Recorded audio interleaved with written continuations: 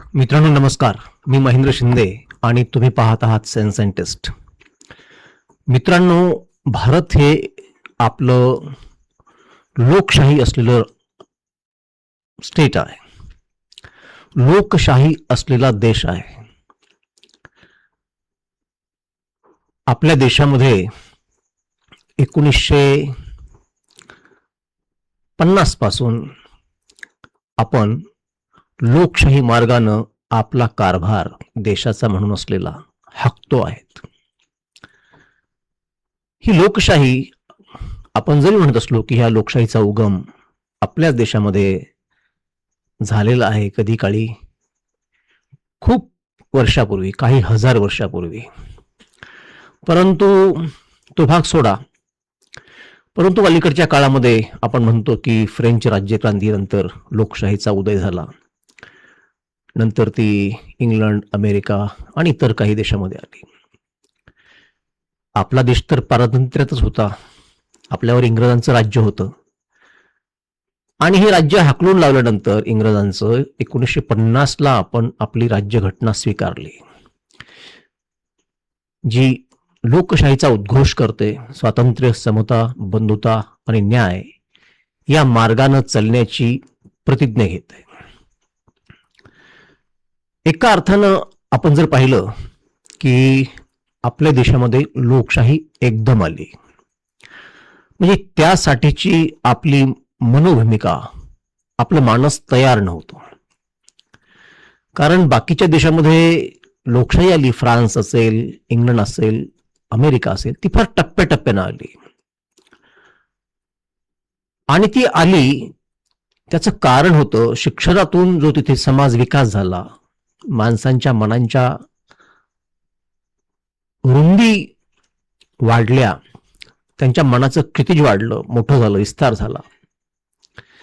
एक प्रकारची संपन्नता होती तिथे, म्हणजे आर्थिक संपन्नता, सामाजिक राजकीय स्थैर्य आणि लोकमानसाचा झालेला विज्ञान आणि साहित्य आणि तत्वज्ञान या मार्गे झालेला विकास, यामुळं तिथं प्रश्न निर्माण झाले नाही.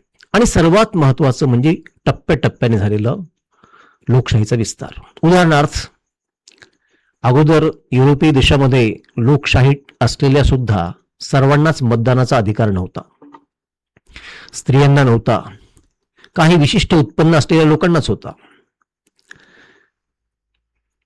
आणि तिथं जे स्त्रियांना अधिकार आहेत त्या समाजामध्ये, युरोपियन, अमेरिकन, ते जसं समाजाची उन्नती होत गेली, अनेक अर्थानं तसे तसे त्या त्या टप्प्यावर लोकांना त्यासाठीही संघर्ष करावे लागले, परंतु त्या त्या टप्प्यावर ते अधिकार मिळत गेले आणि त्यामुळे फारसे कुठले प्रश्न निर्माण झाले नाहीत.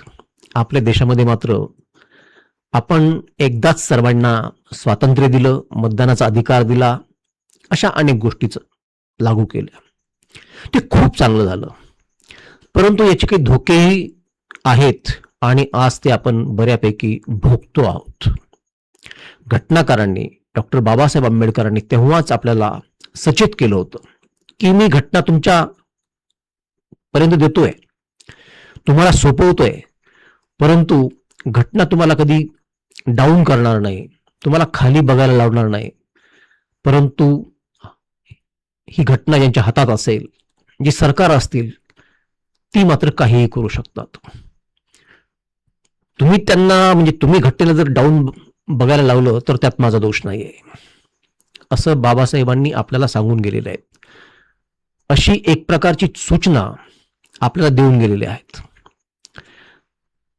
बरं, आपल्या देशामध्ये एका अर्थानं इंग्रजांनी जरी 150 पावणे 200 वर्ष राज्य केलं असलं तरी आपल्या देशाचा मूळ पिंड हा म्हणजे राजेशाही असण्याचा आहे. म्हणजे इंग्रज इथे आले तरीही ते आपल्या दृष्टीने राजेच होते, आणि त्या अगोदरचा मुघलांचा काळ आणि त्या अगोदरचे बाकीचे सगळेच काळ आपण राजेशाही पाहिलेली होती. आणि ही राजेशाही इंग्रज आल्यानंतरही ही जी मानसिकता राहिली राजेशाहीची, ती सरंजामशाहीच्या स्वरूपात आली. सामंतशाहीने ती जोपासली, किंवा सामंतशाहीचा लोकमानसावर एवढा मोठा परिणाम होता, एवढा मोठा पगडा होता की सरंजामदार म्हणजे हे सामंतशहा म्हणजे एक प्रकारचे राजांच्या छोट्या आवृत्तीच, तीच वागणूक जनतेला आणि तेच सर्व काही. त्यामुळं भारताचं जे समाजमन आहे ते राजेशाहीचं होतं किंवा अजूनही आहे. खऱ्या अर्थानं मी जेव्हा अनेक मित्रांशी चर्चा करतो, अगदी शिकल्या सवरलेल्या, त्यांनाही या लोकशाहीचं महत्व जाणवत नाही. मला खरं म्हणजे आश्चर्य व्हायला होतं. आपण बोलतो की लोकशाही आहे, असं आहे, तसं आहे. परंतु ते आतून जे उमगणं आहे त्याचं महत्व, आणि विशेषतः भारतासारख्या देशामध्ये ते आणखीनच कसं विशेष महत्व आहे. आणि त्याशिवाय म्हणजे लोकशाही शिवाय आपला देश म्हणजे उभाच टाकू शकत नाही. हे जे आतून येणारं रिअलायझेशन आणि जे कन्व्हिक्शन लागतं ते मला वाटतं की आजही खूप लोकांमध्ये नाहीये. आजही आपण आपले जे खासदार असतात, आमदार असतात, त्यांना आपण आपले सेवक मानायला तयार नाहीयेत. ते आपले प्रतिनिधी आहेत. त्यांनीही लोकसभेत किंवा विधानसभेमध्ये काही चर्चा करण्यापूर्वी त्या त्या प्रश्नावर आपल्या मतदारसंघामध्ये लोकांशी चर्चा करणं आवश्यक असतं, आणि त्यातून निघालेले जे काही मत आहे ते त्यांनी तिथं मांडायचं असतं. याची खबरबात ना त्या आमदाराला आहे, ना खासदाराला आहे, ना मतदारसंघातील लोकांना असते. यापैकी काहीच नाहीये. आणि त्यामुळे जनताही आमदार खासदार मंडळींना एका अर्थानं आपल्या मतदारसंघातले राजेच असं संबोधते. बरं, आणखीन एक गंमत आहे मित्रांनो, ती म्हणजे अशी की आपल्या आमदार आणि खासदाराचं म्हणजे आपल्या लोकप्रतिनिधीचं नेमकं काय काम असतं सभागृहामध्ये, म्हणजे विधानसभेमध्ये असेल किंवा लोकसभेमध्ये असेल, याची कल्पनाच मुळी लोकांना नाहीये. लोकांना वाटतं की विकास करणं हे त्यांचं काम आहे. नाही, विकास करणं त्यांचं काम नाहीये. मतदारसंघातले प्रश्न विधानसभेत मांडणे आणि राष्ट्रीय प्रश्नावर ज्या ज्यावेळी चर्चा होत असते किंवा इतर कुठल्याही प्रश्नावर, राज्याच्या म्हणा, देशाच्या म्हणा, त्या त्यावेळी आपलं अभ्यासपूर्ण योगदान त्या चर्चेला देणं हे आणि हेच काम आहे, दुसरं कामच नाहीये. अलीकडे त्यांना काही दशकापूर्वी मला वाटतं की विकास निधी त्या त्या मतदारसंघामध्ये आमदारांना किंवा खासदारांना दिला चाललेला आहे, परंतु तो फार छोटा असतो आणि अगदी म्हणजे त्या आमदाराला किंवा खासदाराला त्या त्या मतदारसंघातलं माहिती असतं. अडीअडचणीच्या वेळी थोडाफार निधी असू द्यावा, अशी यामागची कल्पना आहे. परंतु मतदारसंघाचा विकास करणे हे काम कुठल्याही आमदाराचं किंवा खासदाराचं नाही. त्याचं काम काय आहे ते मी तुम्हाला सांगितलेलं आहे. आणि मला वाटतं की हे लोकशाहीची संकल्पना आपल्या मध्ये नाही रुजल्यामुळे आपण पाहतो की आपण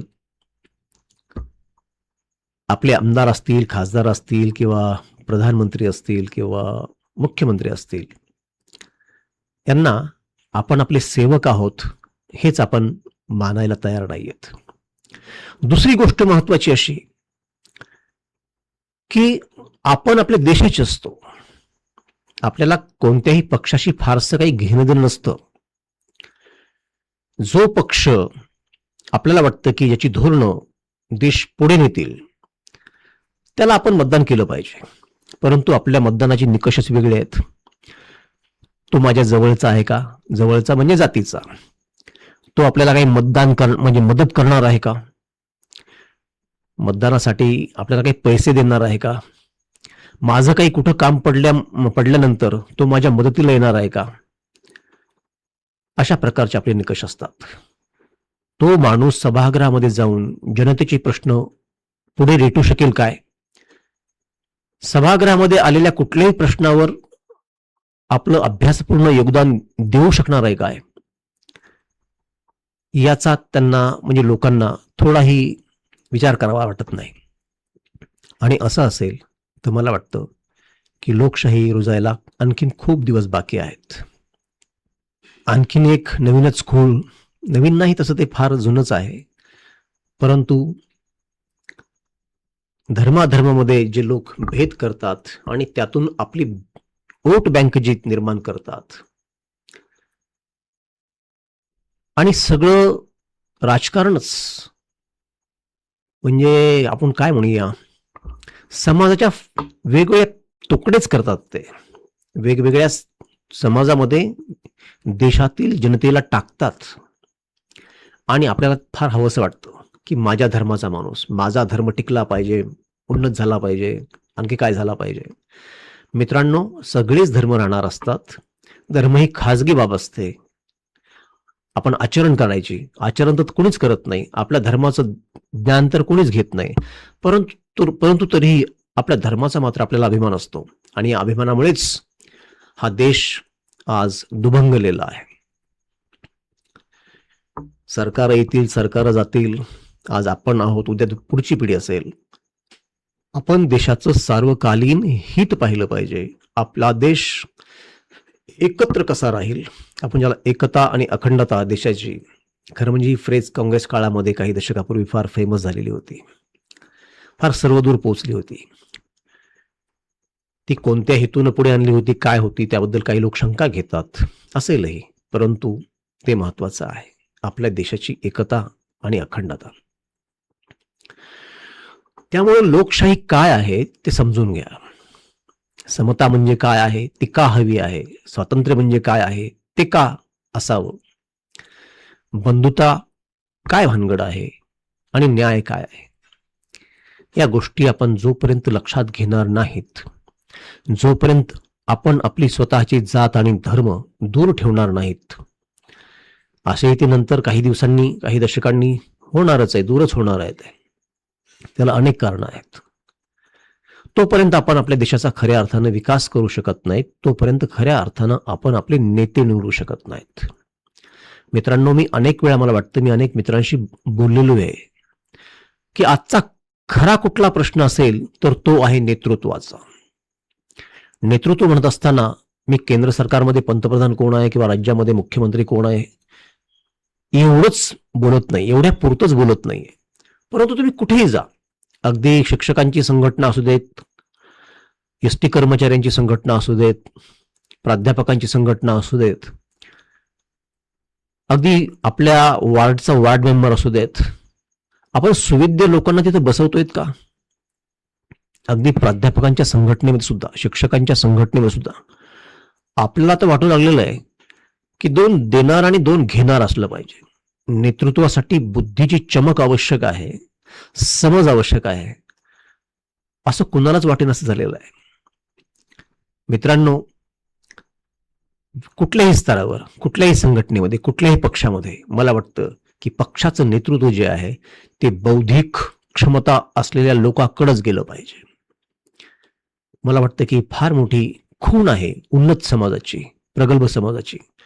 आणि आज आपण जर पाहिलं वेगवेगळ्या संघटनामध्ये, पक्षामध्ये, तो नेतृत्व कोणाकडे चाललेलं आहे आपल्याला माहिती आहे. आणि त्यावरूनही आपला देश वर चाललेला आहे, प्रगती करतो आहे की रसातळाला जातोय, यावरून लक्षात यावं. या संदर्भात आपल्याला काय वाटतं ते तुम्ही मला कमेंटमध्ये सांगा. हा व्हिडिओ आवडल्यास लाईक करा, शेअर करा. विषय महत्वाचा आहे, अशा प्रकारचे विषय मी नेहमीच आणत असतो, त्यामुळे चॅनलला सबस्क्राईब करा. पुन्हा भेटूच, तोपर्यंत नमस्कार.